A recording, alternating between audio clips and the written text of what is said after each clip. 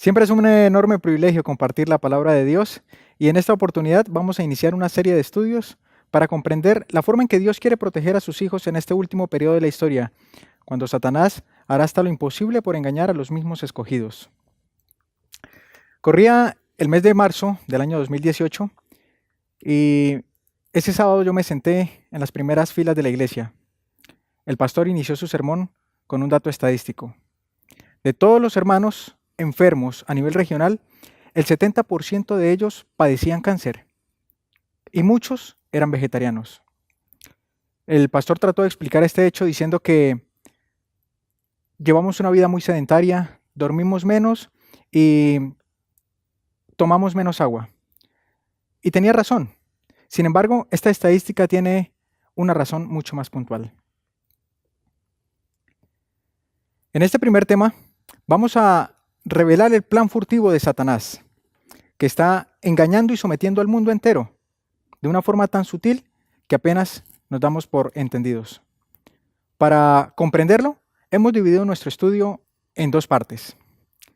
El primero de ellos, la obra que Dios espera hacer en su pueblo antes de su venida.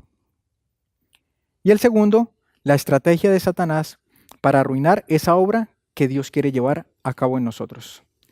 Iniciemos con nuestro primer punto, la obra que Dios espera hacer en su pueblo antes de su venida. Para ello, vamos al libro de Segunda de Pedro, el capítulo 3. Segunda de Pedro, capítulo 3 y el versículo 9. Es un texto bastante conocido. Dice la palabra de Dios: el Señor no retarda su promesa, como algunos la tienen por tardanza, sino que es paciente para con nosotros, no queriendo que ninguno perezca, sino que todos vengan al arrepentimiento. Y la primera parte del texto del versículo número 10 dice: pero el día del Señor vendrá. Notamos cómo en esta primera parte los versículos se desarrollan en el contexto de la segunda venida del Señor. Y es justamente en ese evento que el versículo 14 nos dice lo siguiente: por lo cual, amados, estando en espera de estas cosas, procurad con diligencia que seáis hallados en él en paz, sin mácula y sin reprensión. El capítulo 5 de Mateo y el versículo 48 también nos dice, el mismo Jesús nos habla diciendo: sed pues vosotros perfectos como vuestro Padre que está en los cielos es perfecto. Y el remanente, el pueblo de Dios que será salvo, es descrito en el libro de Apocalipsis, en el capítulo 14, de la siguiente manera. Apocalipsis 14:5. Y en sus bocas no fue hallado engaño, porque ellos son sin mancha delante del trono de Dios. Vemos que estos textos nos hablan aquí de santidad, sin la cual nadie podrá ver a Dios.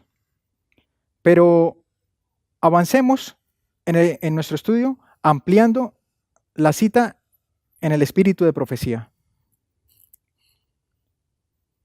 ¿Qué nos dice el espíritu de profecía al respecto? Patriarcas y Profetas 548.3. El pecado echó a perder y casi hizo desaparecer la imagen de Dios en el hombre. Restaurarla es el objeto con que se concibió el plan de salvación y se le concedió un tiempo de gracia al hombre.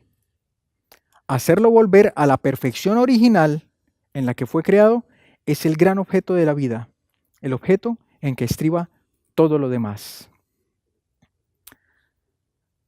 Nos damos cuenta aquí que el plan de Dios para nosotros es restaurar su imagen en el hombre, a la forma original como fue creado, un varón perfecto, sin mancha ni reprensión.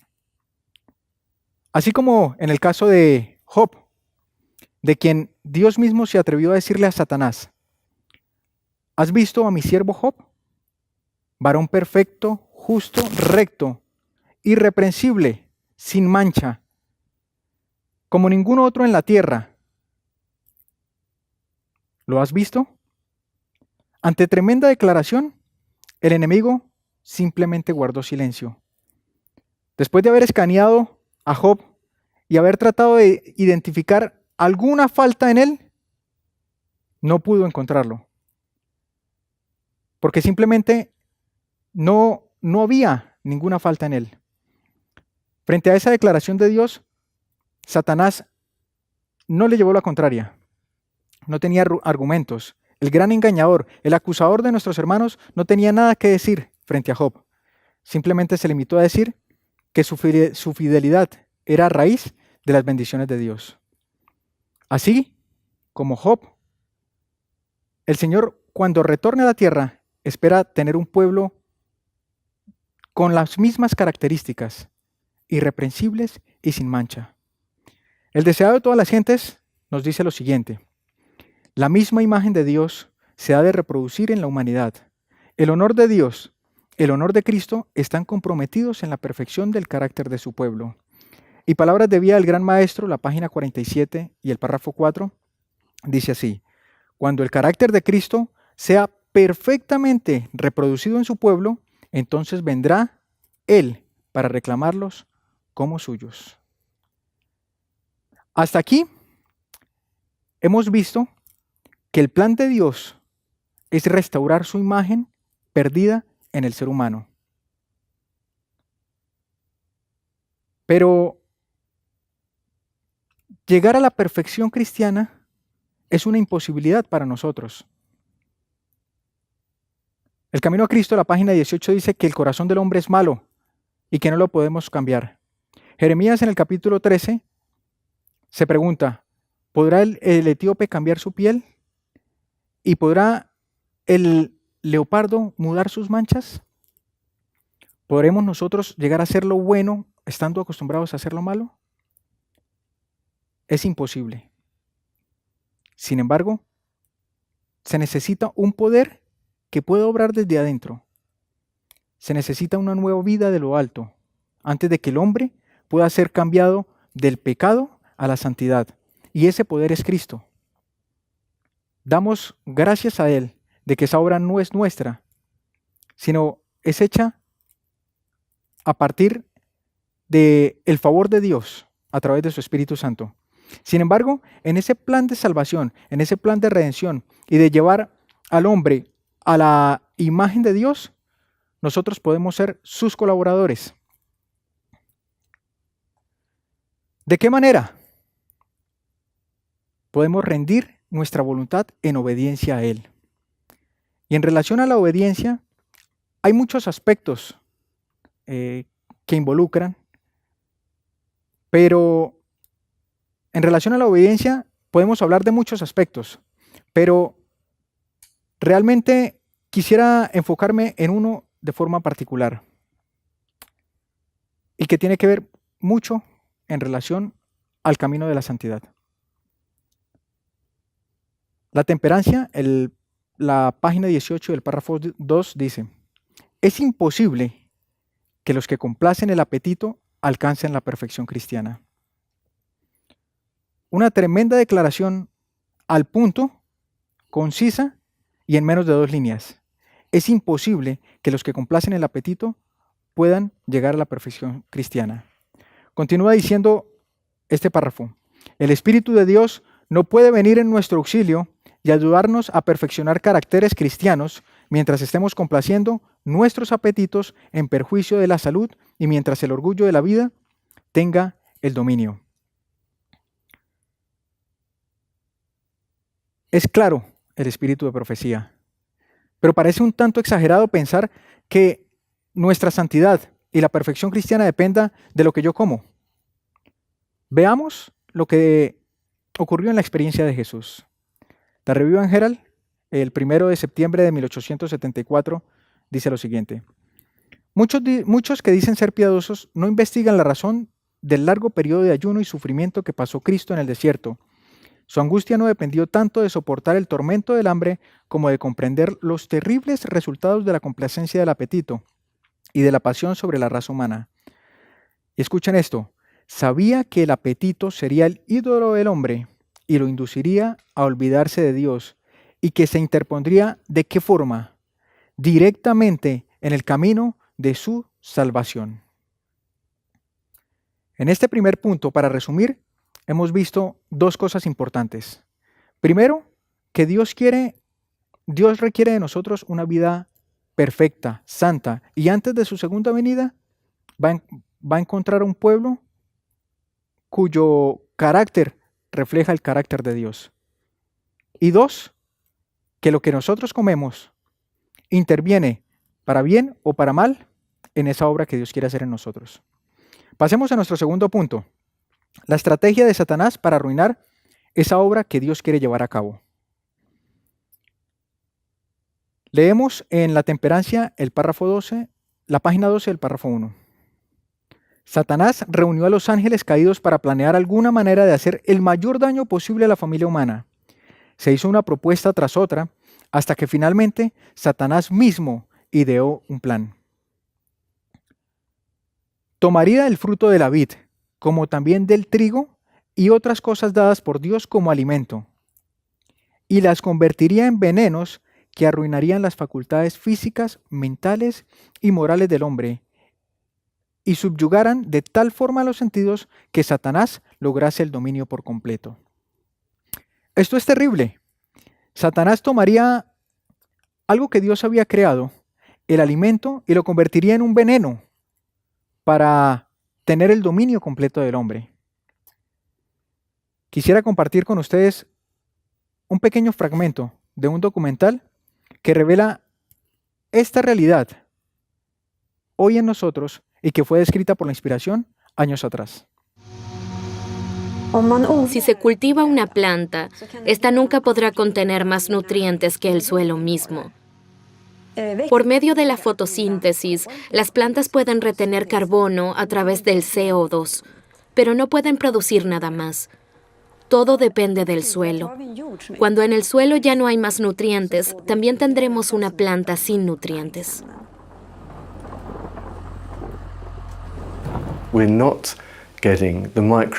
No obtenemos los micronutrientes que necesitamos para mantenernos saludables, y la consecuencia es que aparecerán cada vez más enfermedades crónicas, cada vez más temprano, de generación en generación.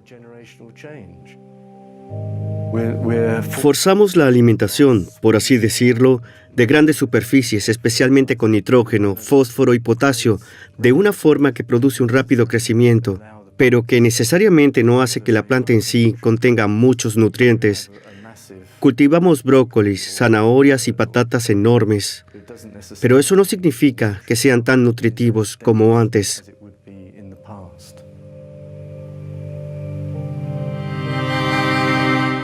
No obtenemos más calcio y zinc, pero sí más hidratos de carbono. La productividad solo creció en este sentido.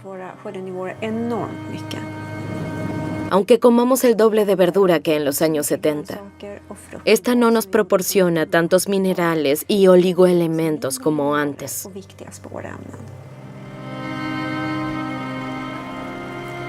Cultivos selectivos, de crecimiento rápido con raíces superficiales y bajo contenido de nutrientes. Si además el suelo está muerto y es incapaz de producir minerales y oligoelementos, ¿significa eso que la producción actual no logra realizar su tarea más importante, proveer de alimentos sanos y variados?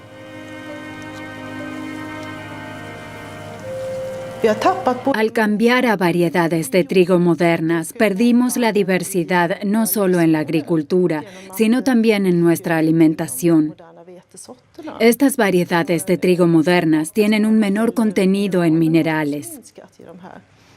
Es decir, obtenemos menos micronutrientes que de las variedades de trigo antiguas. Más carbohidratos y menos micronutrientes. Las vitaminas y minerales que regulan todas las funciones de nuestras células y que incluso en pequeñas cantidades son vitales para nosotros. Más azúcar, menos nutrientes. ¿Puede ser que comamos más porque nuestros cuerpos sufren deficiencias?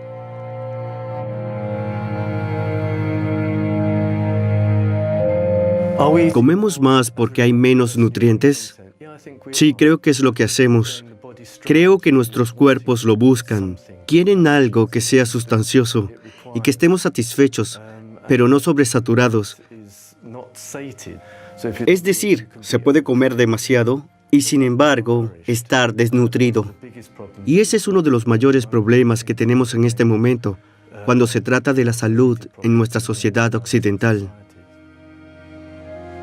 Nuestra alimentación es la principal razón de las enfermedades crónicas en nuestros tiempos.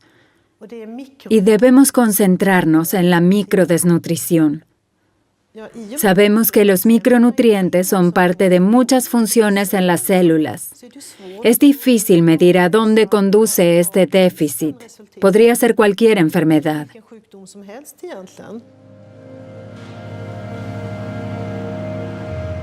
Compensamos cereales y arroz con bajo valor nutricional. Cuando se refinan, pierden aún más de sus minerales y micronutrientes. Por lo tanto, añadimos sustancias como hierro, zinc y cobre en cantidades que probablemente no sean fisiológicamente justificables.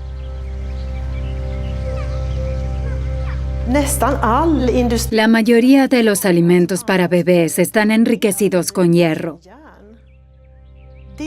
Pero solo asimilamos un 2% aproximadamente de este hierro con el que enriquecemos los alimentos.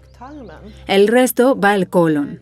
Y el hierro modifica la flora intestinal. Actualmente asociamos muchas enfermedades de Occidente con la modificación de la flora intestinal. Alergias, intolerancia al gluten y diabetes tipo 1 en niños.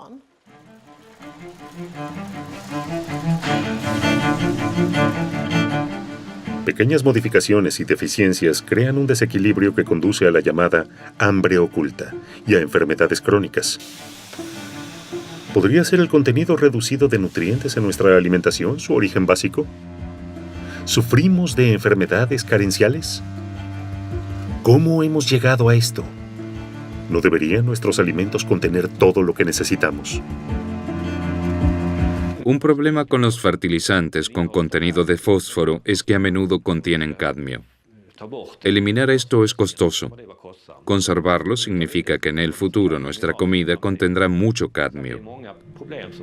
En la agricultura moderna se acumulan muchos problemas.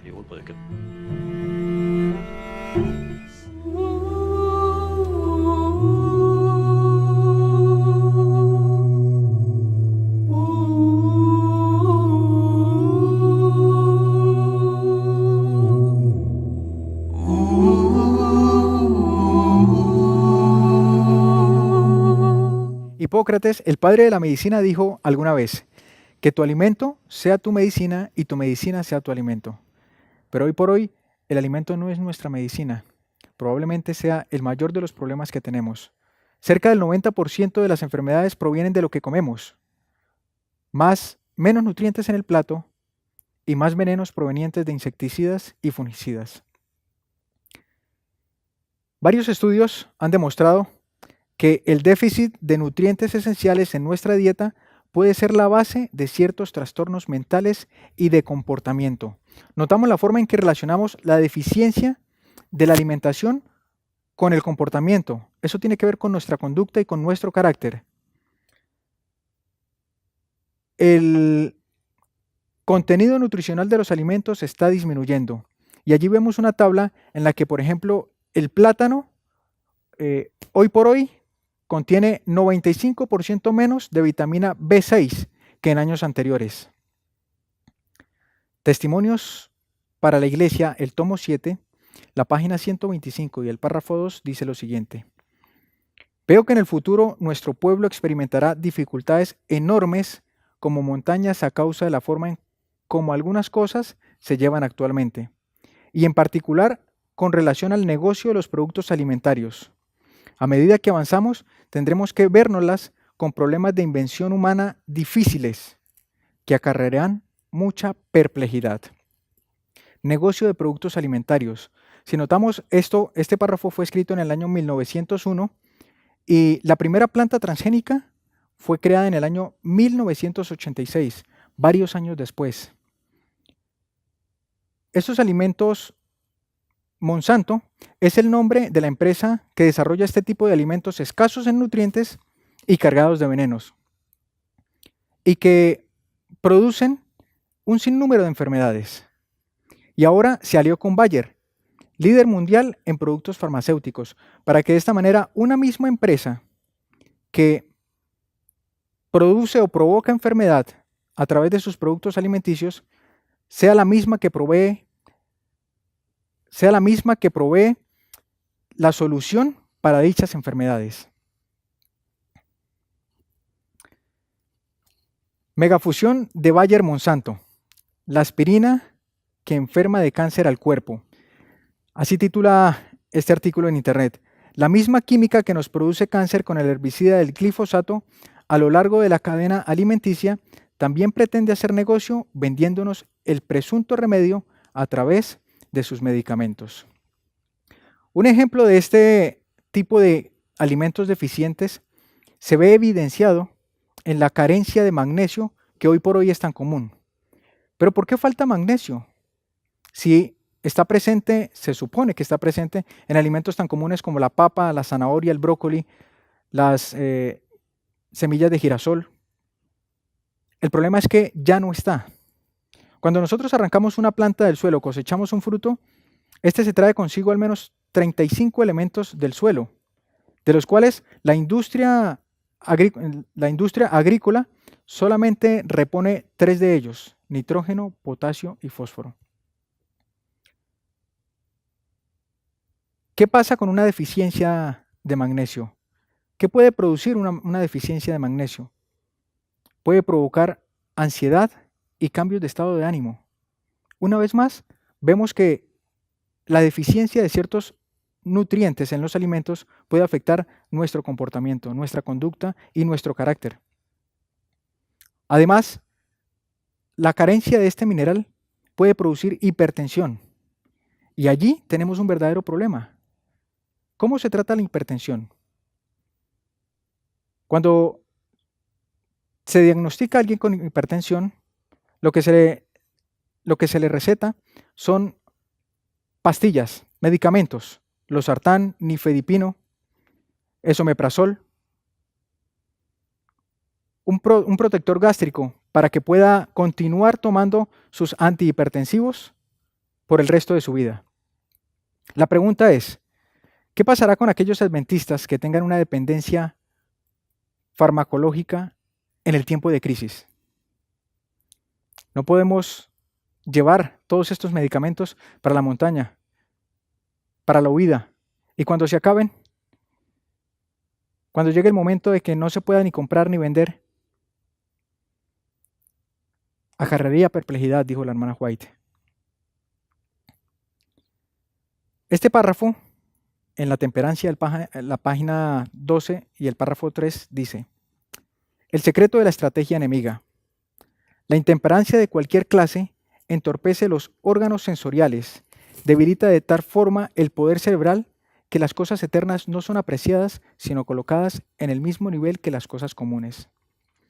Y este tipo de intemperancia aplica también para la forma en que nos estamos alimentando hoy en día. Si nos acostamos muy tarde, en horas de la madrugada, y dormimos tan solo un par de horas, nuestra mente está nublada y cargada, embotada y con lentitud para responder. De la misma forma, estos alimentos escasos en nutrientes provocan el mismo efecto. Si tomáramos a una persona y se le diera solamente pan y agua de comer, y a otra que coma de todo y que su alimentación sea saludable, después de 4 semanas, ¿quién podrá tener mejor respuesta mental?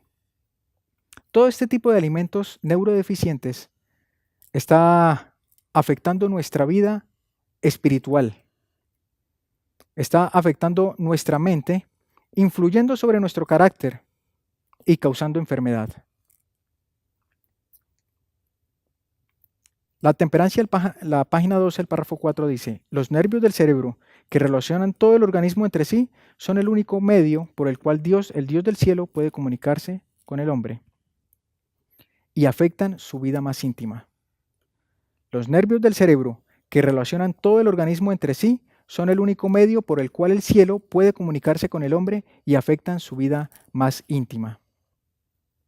Este artículo en internet explica lo siguiente: el cerebro necesita recibir los nutrientes adecuados para que pueda hacer sus funciones de forma óptima. Una alimentación equilibrada produce sustancias tóxicas que pueden envenenar la sangre y afectar a nuestra memoria y nuestra lucidez mental. Una dieta rica en vitaminas para el cerebro es muy importante. Y la parte de abajo dice, si no nutrimos adecuadamente nuestro cerebro, puede ser que perdamos memoria. Si no nutrimos adecuadamente nuestro cerebro, puede ser que perdamos memoria, que no tengamos tanta capacidad de control emocional. Esto quiere decir que seguramente vamos a ser más intolerantes, que vamos a ser más airosos, que vamos a tener menos paciencia, menos control emocional. Y termina diciendo esta última parte. E incluso que nuestro carácter empeore. ¿Tiene que ver esto con nuestra vida espiritual? Indudablemente sí.